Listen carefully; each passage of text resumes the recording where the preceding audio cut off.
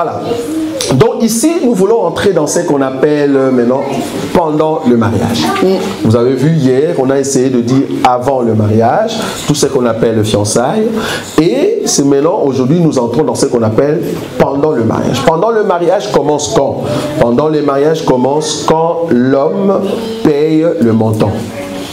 Quand tu payes les montants, je crois que c'était aussi la question même du frère, concernant pourquoi j'avais condamné cet homme-là. Parce que nous croyons que la dot veut dire, maintenant, la bouteille d'eau que j'ai ici devant moi ne m'appartient plus. Le fait que toi, tu l'as acheté, ça t'appartient. Tu peux faire tout ce que tu veux. C'est ça qu'on appelle dot.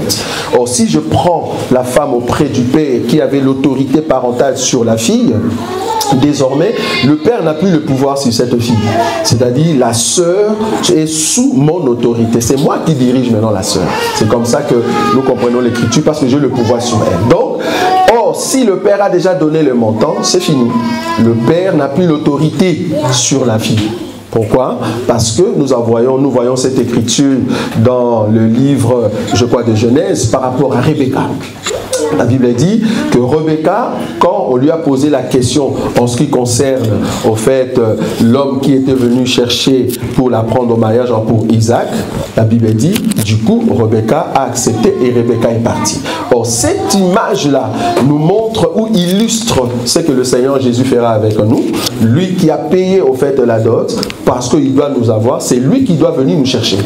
La Bible dit, normalement, par le biais du Saint-Esprit que nous possédons aujourd'hui, lorsque le son de la trompette de l'évangile sonnera, quand nous serons forts ou admis dans la présence du Seigneur et que nous serons enlevés, il faut que le pou qu'on appelle le véritable Isaac, lui, Isaac, qui était dans les champs, doit quitter au fait la maison là où il était et venir nous chercher dans les airs. Ça, c'est par rapport à Christ. Et c'est comme ça qu'il va nous prendre dans les airs et nous amener dans la chambre de sa maman. En d'autres termes, dans la présence de la gloire de Dieu, ou là où il y a l'enseignement. Donc le Seigneur Jésus doit nous amener dans ce qu'on appelle noces de l'agneau. Ça, c'est juste pour fêter la noce de l'agneau, mais il faut qu'on règne aussi avec le Seigneur, mais ça sera pendant les temps de millénaire. Donc là, on comprend que le mariage commence quand l'homme a donné sa dot, c'est fini. La femme est sous l'autorité de l'homme. C'est l'homme qui dirige. Même les gens de la famille n'ont plus autorité. Ils peuvent donner des conseils, mais ils n'ont plus l'autorité sur cette femme-là. Maintenant, arrivé dans le mariage, quels sont les éléments que la femme doit trouver? Je vous ai dit la fois passée que le Seigneur Jésus a dit, il est avantageux que je puisse m'en aller. Mais qu'est-ce qu'il est parti faire?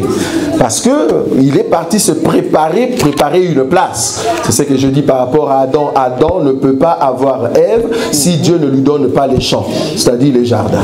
Donc Jésus doit préparer une place. Un homme qui veut épouser une femme, ne me dis pas que tu as quelque part pour dormir.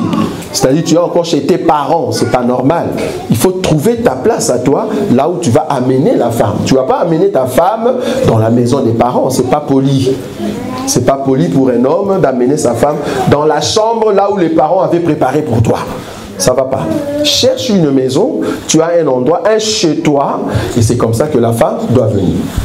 Donc là, on comprend par rapport à Christ qui nous prépare une place. Maintenant, quels sont les éléments que la femme doit trouver? Je vais prendre une écriture.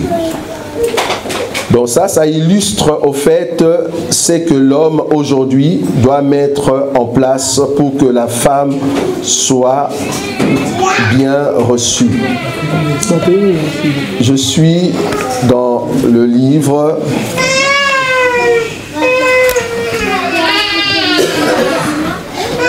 Oui. Je vais prendre Exode. Exode chapitre 21. Exode chapitre 21. Je prends une écriture ici. Je vais commencer à toucher un élément très capital. Je prends le verset 8. Non, le verset 7. Si un homme vend sa fille pour être esclave, elle ne sortira point comme sortent les esclaves. Si elle déplaît à son maître, qui s'était proposé de la prendre pour femme, il facilitera son rachat. mais il n'aura pas le pouvoir de la vendre à des étrangers après lui avoir été infidèle. Ça va? Le verset 9. S'il la destine à son fils, c'est-à-dire le monsieur qui avait racheté, il a destiné maintenant cette femme à son fils. S'il la destine à son fils, il agira envers elle selon le droit de fille, pas le droit des esclaves. Je ne sais pas si vous voyez la différence. Selon les droits de fille. C'est quoi les droits de fille? Le verset 10. S'il prend une autre femme, il ne retranchera rien pour la première. Qu'est-ce qu'il ne va pas retrancher? À la nourriture, aux vêtements et au droit conjugal. Les trois éléments, si nous le prenons au temps où nous sommes aujourd'hui, une femme qui se marie dans le Seigneur a besoin de trouver dans la maison du mari le soutien de la part de son mari. Pourquoi je dis cela? Éphésiens chapitre 5, le verset 22. On avait lu ça ici. Nous avons dit de la même manière que Jésus a aimé l'Église, il a nourri. Est-ce que vous voyez cette écriture-là? On a lu ça hier. Donc nous étant chrétiens, nous devions, le mariage doit être selon le modèle par rapport à Christ. Donc la femme doit être nourrie par son mari. Il ne faut pas dire que voilà, écoute, je t'ai épousé, mais mon papa c'est un directeur, c'est un PDG. Et l'argent que je vais commencer à t'aider, c'est mon papa qui va commencer à me donner chaque mois. Non, tu dois avoir un travail et c'est le travail qui va faire que tu puisses bien nourrir ta femme. Nous avons dit, tu vas prendre soin. C'est mieux qu'on répète cette écriture, Éphésiens. Éphésiens chapitre 5. On avait commencé à partir du verset 22, mais on saute directement, on prend le verset 28. C'est ainsi que le mari doit aimer sa femme comme son propre corps. Celui qui aime sa femme s'aime lui-même. Car jamais personne n'a haï sa propre chair, mais il la nourrit et en prend soin, comme Christ le fait pour l'Église, parce que nous sommes membres de son corps. C'est pourquoi l'homme quittera son père et sa mère et s'attachera à sa femme, et les deux deviendront une seule chair. Ce mystère est grand, je dis cela par rapport à Christ et à l'Église. Donc ici, la femme doit trouver de quoi manger, de quoi se vêtir. On doit prendre soin de cette femme et satisfaire ce qu'on appelle le lit conjugal. Un homme, voilà quand même, il faut que je souligne cet élément. Un homme qui entre dans le mariage, alors que cet homme, ça peut être un homme ou une femme, hein, dans le fiançailles, tu n'as pas dit cela. Mais arrivé dans le mariage, nous constatons que tu es impuissant. Ou soit, tu ne peux pas, au fait, concevoir parce que tu avais avorté. Je ne sais pas si vous voyez là où je suis. Je ne parle pas de la... Je ne parle pas ici de la stérilité qu'on vient de constater dans le mariage. Ce n'est pas ça ce que je dis. Ici, je parle de la stérilité que toi-même, la sœur, tu sais toi-même que comme tu es là, avant de prendre un frère, tu ne peux plus concevoir. Cette chose-là, il faut le dire pendant le fiançailles. Toi-même, le frère, tu sais très bien que tu es impuissant. Avant d'entrer dans le mariage, dis-le. Dis-le. J'ai dit ici, vous comprenez que ce sont des frères qui ont connu quand même une vie certaine. À moins que tu nous dises que tu es un frère vierge, tu n'as jamais connu de fille, et qu'on va constater ça seulement dans les mariages. Ça, c'est autre chose. C'est pas ce que je dis. Ici, j'ai dit par rapport à toi-même, tu sais. Et même les médecins l'ont attesté qu'en réalité, tu ne peux pas mettre au monde. Quand vous êtes pendant le fiançailles, dis-le à celui avec qui vous serez dans le mariage. C'est à la personne de décider si vous allez entrer oui ou non. Ne mens pas, ne cache pas cette vérité pour que ça ne soit pas une sorte d'arnaque, de mensonge dans les mariages. Donc la stérilité doit être avouée dans les fiançailles parce que toi-même tu le sais. Mais si tu ne le sais pas, gloire à Dieu, vous pouvez entrer dans les mariages, le Seigneur va intervenir. Ça, il y a une différence. Donc là, qu'est-ce que je voulais dire? Le lit conjugal est très important. Je ne monte pas ici dans la révélation par rapport à lit conjugal que Jacob a dit par rapport à Ruben, parce que le lit conjugal dans la révélation, c'est une femme. Hein? Ça, vous comprenez? Ça, dans la révélation. Mais ici, nous sommes dans la doctrine, ça, dans l'enseignement du mariage. Le lit conjugal dans la révélation, c'est une femme. Parce que Jacob a dit, tu es monté sur mon lit conjugal. Monter sur le lit veut dire monter sur une femme. Ça va? Ça, c'est autre chose. Donc ici, du coup, le lit conjugal est très important pour la femme. La femme doit trouver ces trois éléments. La nourriture, les vêtements et le lit conjugal. Ça va? C'est très important. Donc là, tu prends soin de ta femme. Si la femme ne trouve pas ces choses, la Bible dit, j'ai bien dit la Bible dit, le verset 11, s'il ne fait pas pour elle ces trois choses, elle pourra sortir sans rien payer, sans donner de l'argent. 12. C'est lui qui frappera un homme, ça c'est autre chose. Donc là, on parle par rapport à la loi que Dieu avait mis, si tu veux vendre ta fille comme esclave, et qu'il arrivait que la fille en question n'est plus considérée comme une femme parce que tu veux le donner à ton fils. Et là, elle devient comme toutes les filles. Là, ça change. Maintenant, à part le bien, le soin que vous voulez donner à votre femme, le deuxième élément, c'est que la femme doit trouver dans les mariages. La femme doit trouver ce qu'on appelle la protection. Quand je parle de la protection ici, par rapport à Christ et l'Église, nous sommes protégés. Éphésiens chapitre 1er, je crois à partir du 3e verset. Dieu qui nous a élus avant la fondation du monde, si vous descendez, il nous a donné son Saint-Esprit, de sorte que tout ce qui est domination, autorité, ne puisse plus avoir autorité sur nous, parce que Dieu nous a donné ce qu'on appelle le pouvoir. Ça, vous voyez? La femme a besoin de la protection. Or, hier, j'ai dit la protection, c'est un peu l'aspect évangélique de la chose, c'est-à-dire le pouvoir de l'homme.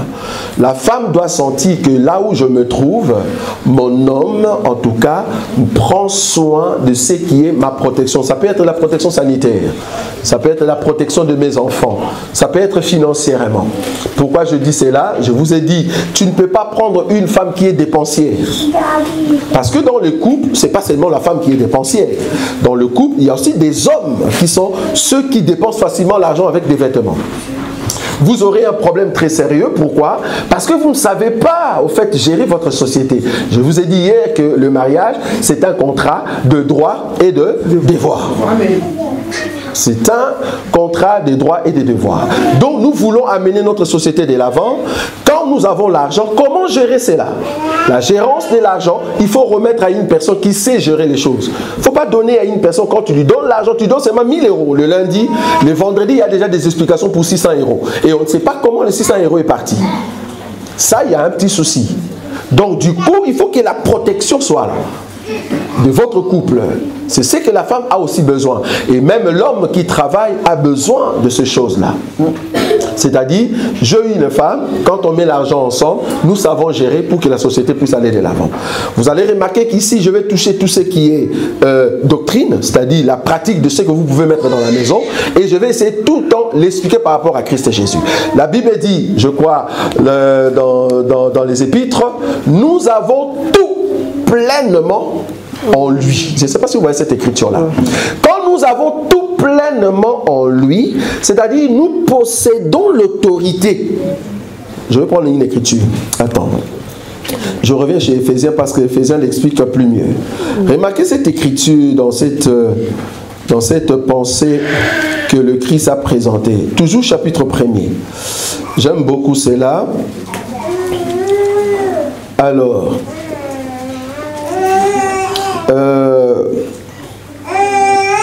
le verset 13. Éphésiens chapitre 1er, le verset 13. En lui, vous aussi, après avoir entendu la parole de la vérité, l'évangile de votre salut, en lui vous avez cru et vous avez été scellés du Saint-Esprit qui avait été promis. Le verset 14, lesquels est quoi? Lequel est un gage de notre héritage pour la rédemption de ceux que Dieu s'est acquis à la louange de sa gloire. Je saute. Je prends le verset 17. Afin que les dieux de notre Seigneur Jésus-Christ, le Père de gloire, vous donne un esprit de sagesse et de révélation dans sa connaissance et qu'il illumine les yeux de votre cœur pour que vous sachiez quelle est l'espérance qui s'attache à son appel, quelle est la richesse de la gloire de son héritage qu'il a réservé aux saints, le verset 19, et quelle est envers nous qui croyons l'infinie grandeur de sa puissance, se manifestant avec efficacité par la vertu de sa force. 20. Il a déployé en Christ, en le ressuscitant de mort, en le faisant asseoir à sa droite dans les lieux célestes, au-dessus de toute domination, de toute autorité, de toute puissance, de toute dignité et de tout nom qui se peut nommer non seulement dans le siècle présent, mais encore dans le siècle à venir. 22. Il a tout mis sous ses pieds et il a donné pour chef suprême à l'Église. Je ne sais pas si vous voyez ça.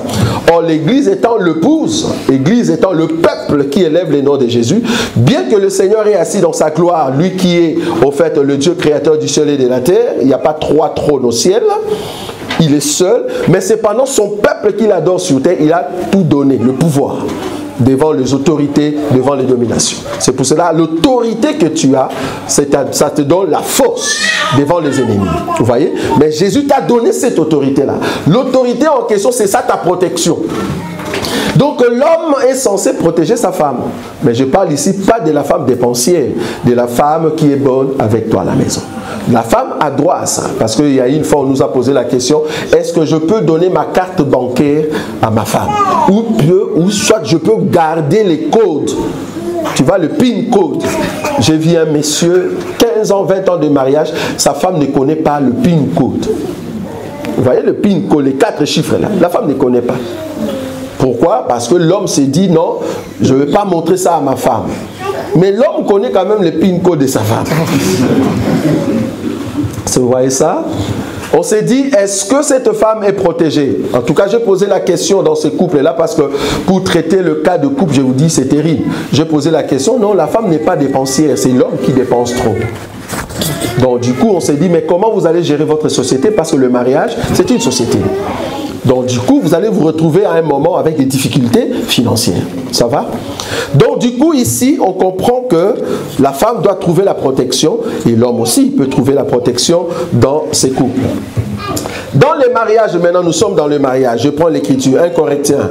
Qu'est-ce que Paul nous a dit par rapport à ces mariages? Quelles sont les sortes de mariages qu'on peut rencontrer? 1 Corinthiens chapitre 7. 1 Corinthiens chapitre 7. Le verset 1er, pour comprendre que Paul parlait du mariage. Pour ce qui concerne les choses dont vous m'avez écrit, je pense qu'il est bon pour l'homme de ne point toucher de femme. Ça va? Vous avez vu ça? Oui. C'est ce que je dis hier. Si Dieu met dans ton cœur de ne pas te marier, il ne faut pas aller vite à la besogne et aller trouver une femme. Reste comme ça. Tu seras toujours béni et tu vas entrer au ciel. Tu n'es pas obligé de te marier. Ça va? Tu n'es pas obligé. Le verset de toutefois, pour éviter l'impudicité, que chacun ait sa femme. Et que chaque femme ait son mari. Ça va? Bon, le verset ici, c'est le verset que je vais partager avec mon frère Cascasson. Ça va? Le verset 3. Que le mari rende à sa femme ce qu'il lui doit et que la femme agisse de même envers son mari. J'ai bien aimé les sons et les ça.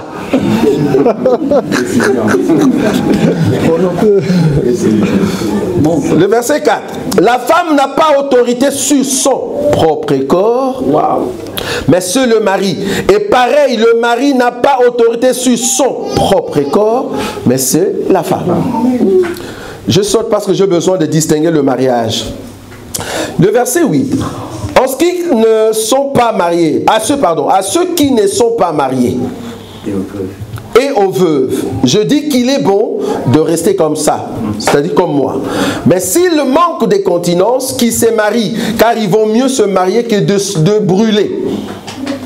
Pour ceux qui sont grands, ils ont compris le terme brûler. Donc toute personne, tout frère qui se met vers 2 h du matin devant TikTok pour regarder des filles, on comprend que tu brûles, frère. Va chercher une femme, ne souffre pas. Cherche une femme. 2 h du matin, mais tu vas aller au boulot à 5 h. Mais tu es sur TikTok. On comprend que tu brûles. Ça va? Le verset 10. À ceux qui sont mariés, c'est là-bas que nous voulons entrer. À ceux qui sont mariés, j'ordonne, non pas moi, mais le Seigneur, que la femme ne se sépare point de son mari si elle est séparée. Suivez bien les termes. Si elle est séparée, qu'elle demeure sans se marier, ou qu'elle se réconcilie avec son mari, et que le mari ne repudie point sa femme. Je soutiens les sons et les ça. Ok. Le verset 12. Aux autres, ce n'est pas le Seigneur, c'est moi qui dis, si un frère a une femme non croyante et qu'elle consente à habiter avec lui, qui ne la répudie point. Et si une femme a un mari non croyant et qu'il consente à habiter avec elle, je souligne les lui et les elle au singulier. Ça, c'est le débat que j'aurai au Congo. Ça va? Parce que je vais cacher quand même mes missiles, comme on dit. Le verset 12. Non, je suis au verset 13. Et si une femme a un mari non croyant et qui consent à habiter avec elle, qu'elle ne répudie point son mari. Le verset 14. Parce que quand le verset 13... il y a un homme des dieux des assemblées de saints qui m'a dit, est-ce qu'une femme peut repudier son mari? Je dis, bon, je comprends déjà la question parce que je savais déjà là où le bien-aimé allait en revenir, parce que ce sont des débats qu'on peut avoir avec eux. Je dis, bon, noir sur blanc, j'ai encore l'écriture de 1 Corinthiens chapitre 7. Noir sur blanc. Mais dans la révélation, dans la réalité, on peut parler autrement. Mais dans l'écriture, je vois quand même cette écriture-là, à moins que tu donnes une autre connotation, parce que tu parles de répudier. Le verset 13, c'est si une femme a un mari non croyant. Donc dans ces cas-là, le terme répudiation vient. Donc je sais quand même me défendre là-dedans. Et qu'il consente à habiter avec elle, qu'elle ne repudie point son mari. Le verset 14, car le mari non croyant est sanctifié par la femme, et la femme non croyante est sanctifiée par le frère. Autrement, vos enfants seraient impurs, tandis que maintenant ils sont saints. Si, voilà là où je veux m'arrêter, le verset 15, si le non croyant se sépare, qui se sépare? Le frère ou la sœur ne sont pas liés dans ces cas-là. Dieu nous a appelés à vivre en paix. Nous avons combien de sortes de mariages dans le monde universel depuis que le monde a été monde, même avant la croix? Nous avons eu toujours 3 sortes de mariages. Avant la croix, le mariage c'était entre juifs, le mariage entre les étrangers et le mariage entre un juif qui est parti ou qui a voulu épouser un étranger ou une étrangère. Il n'y a que ces 3 mariages-là. Entre les étrangers, entre le juif, ou soit un juif ou une juive qui a rencontré un étranger. Et aujourd'hui, dans la Nouvelle Alliance, nous voyons la même pensée, c'est-à-dire nous avons le 3 mariages que Paul nous présente. Nous avons le mariage de non-croyants, ceux qui ne croient pas, c'est-à-dire ils sont dehors, ils sont des païens. Là-bas, nous n'allons pas entrer. Supportez-nous. Nous ne parlons pas ici de mariage de non-croyants, s'il vous plaît. C'est-à-dire dans les mariages de non-croyants, si un non-croyant ou une non-croyante vient nous demander des conseils, je ne saurais pas lui donner les conseils de Christ. Pourquoi? Parce que la personne ne connaît pas la révélation de notre Seigneur. Par exemple, si la sœur ou notre bien-aimé consoeur vient nous poser la question de savoir mon mari me tabasse tout le temps, qu'est-ce que toi tu en dis? Je dis, mais vu que vous êtes dans un mariage qui ne connaît pas le Seigneur, mais là-bas tout est permis, parce que c'est le diable qui règne. Vous êtes tous des païens. Vous allez dans des boîtes, vous buvez de Jack Daniel jusqu'à ce que vous vous enivrez, et vous vomissez à fond, et vous mettez des couteaux. Là, c'est vraiment votre mariage, je ne sais rien dire là-bas. Mais par contre, si vous venez dans l'église, là où il y a la loi de Christ qui régit sur nous, ça change. Parce que si ton mari te frappe à la maison, te tabasse à la maison, alors que vous êtes de païens, je vais dire, allez consulter vos parents. Vos parents vont vous conseiller. En tout cas, nous, à l'église, ce qu'on peut vous dire, en tout cas, prie beaucoup que votre mari ou toi-même, vous puissiez accepter l'évangile. Là-bas, les choses vont changer. Nous avons le mariage de non-croyants et une croyante, ou soit de non-croyante et un croyant. Ça aussi, c'est un sens du mariage. C'est-à-dire, ces mariages-là, ce n'est pas que tu es chrétien. J'aimerais quand même marteler cela. Ce n'est pas que tu es chrétien, tu connais l'évangile. Quand je dis chrétien ici, ce n'est pas une personne qui va à l'église. Non, ce n'est pas ce que je dis. Être chrétien, c'est une personne qui a l'enseignement et qui met en pratique la parole de Dieu. Amen. C'est ça un chrétien. Tu peux venir à l'église 10 ans, 30 ans, ça ne va pas changer pour que tu sois chrétien. Pour que tu deviennes cet homme, cette femme qui va entrer au ciel, mets en pratique la parole de Dieu. Maintenant, si tu mets déjà en pratique la parole de Dieu et que tu es chrétien, est-ce que tu peux épouser un païen? Nous disons non. En tout cas, par rapport à notre évangile. Par rapport à notre évangile, nous disons non. Pourquoi? Parce qu'un juif est censé prendre quelqu'un qui est au fait de son pays. C'est comme ça, l'écriture même avant la loi, par rapport à Moïse, il y a même l'écriture qui dit Abraham voulait qu'on puisse prendre une femme là où il vient. Vous voyez? Ah non, c'est Abraham. Oui, c'est Abraham. Vous voyez? Donc tout ça pour nous amener dans la pensée de Christ. Vous allez même voir plus loin dans le livre de Genèse, on va prendre seulement ce qui est sorti d'Adam pour faire Ève. Est-ce que vous voyez ça? Nous ne pouvons pas prendre ce qui n'est pas d'Adam pour créer Ève à côté. Non, il faut que ça soit quelque chose qui vient d'abord d'Adam. C'est pour cela Adam a dit, voici cette fois os de mes os, chair de ma chair. Cette expression ne veut pas dire c'est ma femme. Non. Cette expression-là ne veut pas dire c'est ma femme. Non. Cette expression veut dire, celle que vous voyez maintenant ici devant vous, c'est une personne qui a la même sémence que moi. Amen. Est-ce que vous voyez ça? Amen. Voici cette fois-ci, os de mes os, chair de ma chair. Cette expression veut dire, celle que vous voyez ici, c'est au fait ma soeur. Nous avons la même sémence. Pourquoi je dis cela? Il y a une autre écriture là où David dit d'Israël que vous êtes os de mes os et chair de ma chair. David n'était pas homosexuel. Ça va? Donc l'expression os de mes os, chair de ma chair veut dire vous êtes mes frères. Ça va? Donc Ève doit être la sœur d'Adam pour que Adam puisse l'épouser. Donc du coup ici, dans les mariages, nous sommes censés nous épouser entre nous. Mais il se pourrait que nous sommes dans ces cas ici de non-croyants avec une croyante, dans le cas de non-croyante avec un croyant. Mais ces cas en réalité, comment est-ce que... Il y a un problème avec le micro? Oui, allez, il faut arranger rapidement. Oui, allez-y. Voilà. Donc, ces cas peuvent arriver si le deux était d'abord des païens, et qu'un venait à recevoir l'enseignement. Ça, c'est juste. C'est-à-dire, les deux étaient païens et qu'il y a un d'eux qui vient maintenant, qui accepte l'enseignement. Donc, c'est un mariage de croyants et non-croyants. C'est pourquoi il y a un qui a accepté l'enseignement. C'est-à-dire, le deux, vous étiez de païens, vous alliez dans des boîtes, vous faisiez tout ce que le monde fait. Et à un moment, il y a un qui a accepté l'enseignement. Tu te trouves dans ces mariages-là.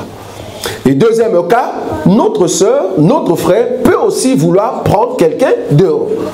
En tout cas, on te dit, ok, ça va, comme tu l'as fait, il n'y a pas de souci, mais il faut comprendre que tu es dans un mariage de non-croyants avec une croyante. non-croyante avec un croyant. Dans ces mariages-là, la personne qui souffre, c'est celle qui a l'évangile. Vous voyez ça? C'est celle qui a l'évangile. Pourquoi? Parce que tu dois mettre en valeur l'enseignement dans ces mariages-là. Tu dois mettre en valeur l'enseignement.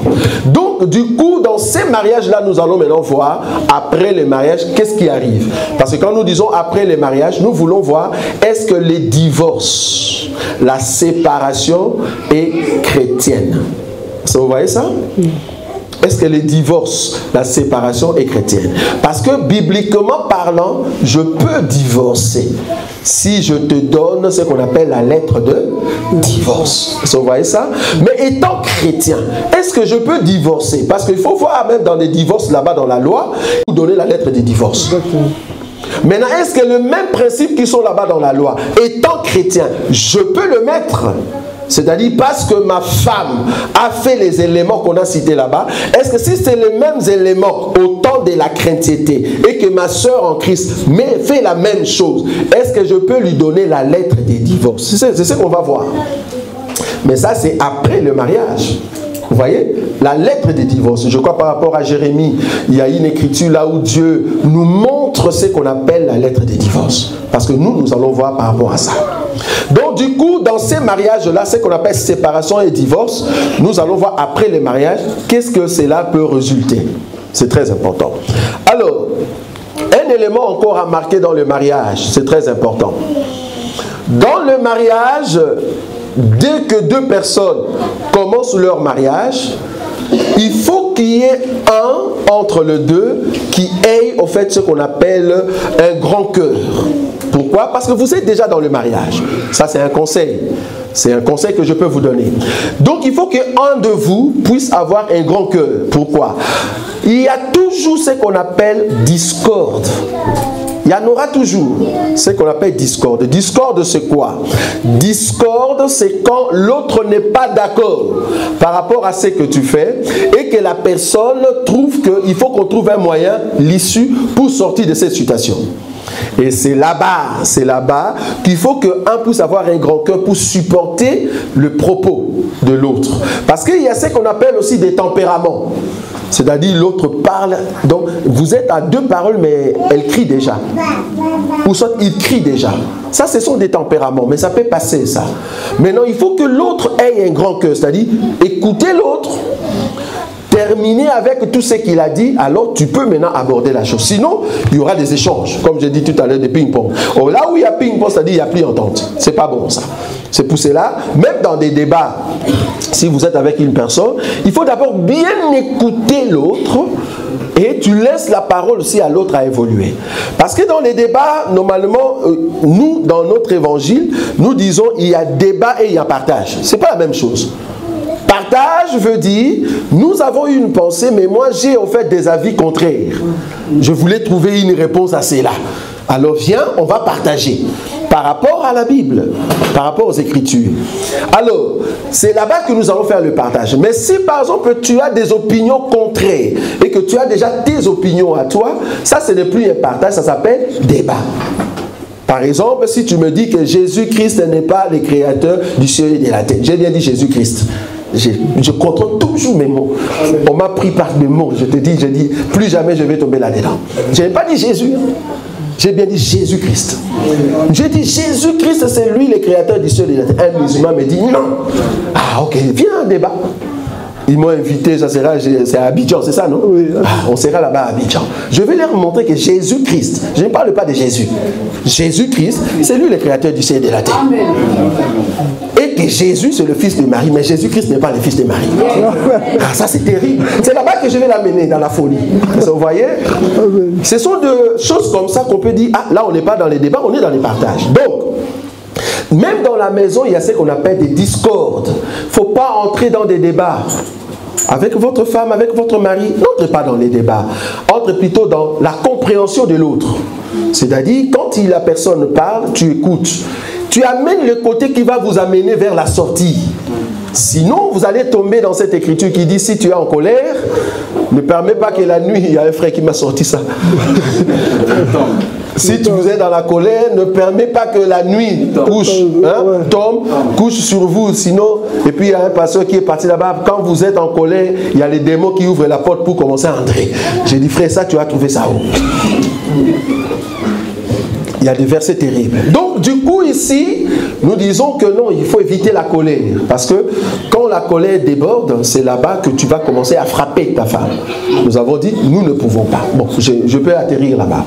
Est-ce que dans les mariages, je peux corriger ma femme? Est-ce que dans le mariage, j'ai bien dit dans les mariages, parce que dans les fiançailles, ce n'est pas possible. Dans les fiançailles, tu te dis, ok, je vais vraiment bien vérifier les éléments que j'avais posés. Mais je suis déjà dans les mariages. Parce qu'il faut comprendre que le fiançailles, c'est les 40% de la compréhension de la personne que tu as. Tu ne le connais pas trop bien. C'est vraiment dans les 40%. Vous pouvez rester 3 ans, 4 ans. Ne dis pas que tu as bien compris la personne. Non. Il y a toujours des choses qui vont changer. J'aimerais te donner la première des choses qui va changer. C'est quand cette dame-là sera enceinte. Tu vas voir comment la dame va changer envers toi. C'est ta femme, mais tu vas voir des comportements. Parce qu'une personne qui a le corps étranger dans son ventre ne marche plus comme la même personne. Parce que nous, depuis que nous étions enceintes de notre Seigneur Jésus, nous ne marchons plus de la même manière. Vous voyez ça? Si tu as Christ en toi, tu ne marcheras plus de la même manière. De la même manière aussi, la femme, dès que tu portes un enfant, tu n'as plus les mêmes habitudes.